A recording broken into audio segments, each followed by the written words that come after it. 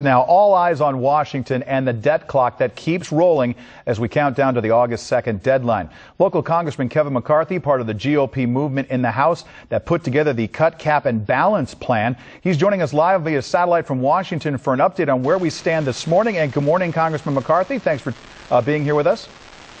Thanks for having me. First, let's talk about this. The House doing their part, but many people saying that it's just for looks, that the Senate is going to push forward their plan to give the president the ability to increase the debt without Congress. Can you talk a little bit about this and where we stand? Well, I know a lot of people say different things, but look at what transpired out of the House. It was a bipartisan vote for a bill that would cut current spending because discretionary spending has grown by 84% in the last 3 years. It would cap it so government spending could not get out of control in the future, and then it would give us a balanced budget. So in the future, have this problem. Think about it. 16 years ago, we were one vote short of a balanced budget in the Senate. Had that not been the case, we wouldn't even be having this debate today. We would have been in a much different financial position.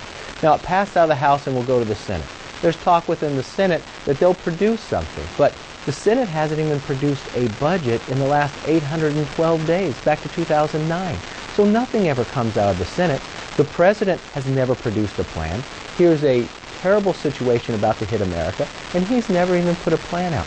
The Congressional Budget Office went out and looked at his speech and said, we cannot score a speech, so there is no plan.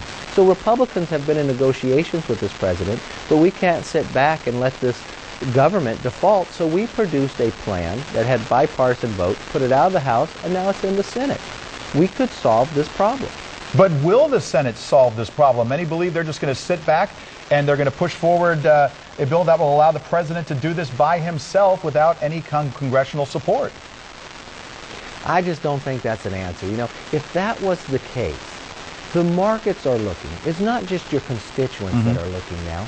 The countries that invest in America are going to look and say, do we have our house in order? And they're going to stop buying our debt. You can't continue to borrow 40 cents out of every dollar and think people are going to still invest in you that you're a good investment, especially what's happened in Italy, Greece, Spain, and others. So what's happening, if that would be the bill that passed through, I think the markets would have a real problem with that as well. And what would that do to an economy that's worse than we've been in any other time outside of the Depression? That's right, Kevin, we're running out of time, but if you could, what does the House, and is there anything the GOP can do if the Senate goes ahead and steps aside and allows the president to do this on his own? Well, that would come to the House. I think it'd be a very hard time passing in the House. Not only do Republicans dislike it, the Democrats dislike it as well. I've heard yesterday it was falling apart in the Senate, so I think it's very hard to even get out of the Senate.